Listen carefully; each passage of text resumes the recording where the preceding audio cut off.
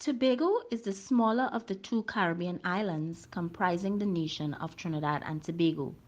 With a surface area of about 316 square kilometers, Tobago is located northeast of the mainland of Trinidad, southeast of Grenada, and about 160 kilometers off the coast of northeast Venezuela. Tobago is rich in history, culture, and biodiversity, and is known for its wide sandy beaches and tropical rainforest, which is on record as the oldest legally protected forest reserve geared specifically towards a conservation purpose, with majority of the reserve situated in the northern eastern part of the island. Welcome to Northeast Tobago, where there's a strip of traditional coastal communities that is sandwiched between a main ridge forest reserve and a proposed marine protected area. There's a history here of nature conservation.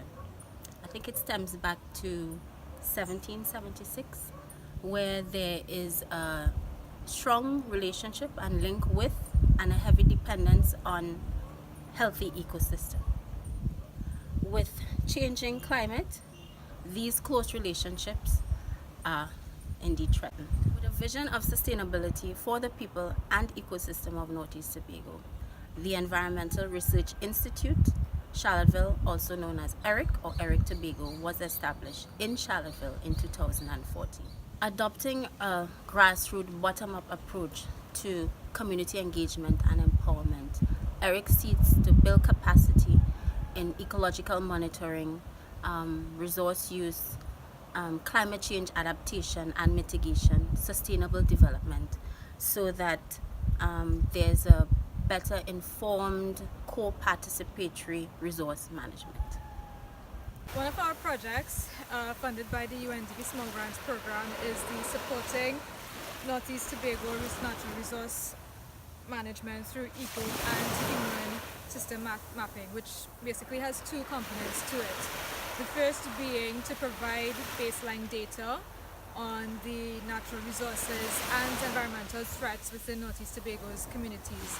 And the second is to provide capacity building towards stakeholders, particularly community members, to participate in any sort of mapping exercise. Prior to the IDB PM4R course, we relied heavily on a logical framework developed at the proposal phase to identify the major activities and the verifiable indicators that must be reported to the funder. This was supported by a Gantt chart and a budget.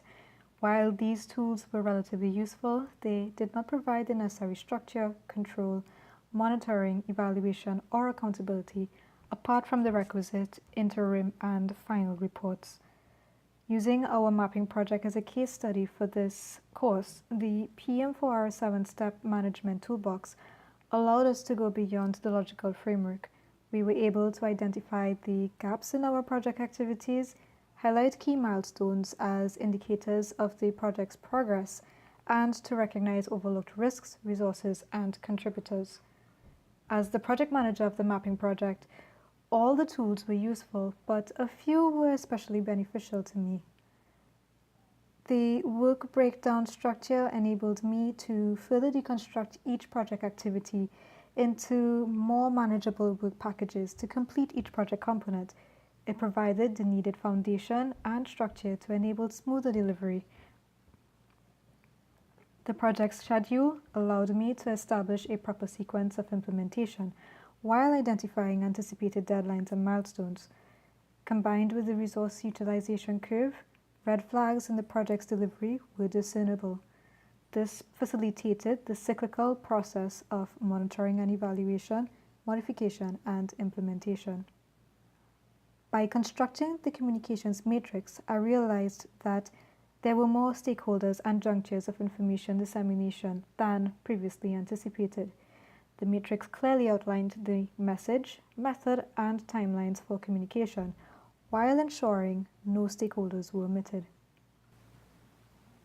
Finally, the responsibility matrix made me appreciate that there were more human resources available at my fingertips. While shouldering dual roles as both the responsible and accountable person, The work breakdown structure and responsibility matrix identified activities that can be delegated to others. Hi, I'm Neil. I'm usually either behind the camera or on scuba. I want to thank everybody for helping me enjoy this experience. It's been a great learning program for me, and really looking forward to implementing the tools in our upcoming projects, including our coral restoration activities. Keep tuned. Thank you. So thanks to Philippe and IDB for giving me the confidence to trust my instincts as a project manager and for providing me with the tools that I need to be able to execute any sort of project that may come my way. To me, project management is the adequate use of resources, whether resources are human resources, assets, or financial resources. Means adequately and efficiently using these resources to get the project deliverable done in a timely manner. Doing PM4R gave us the skill set.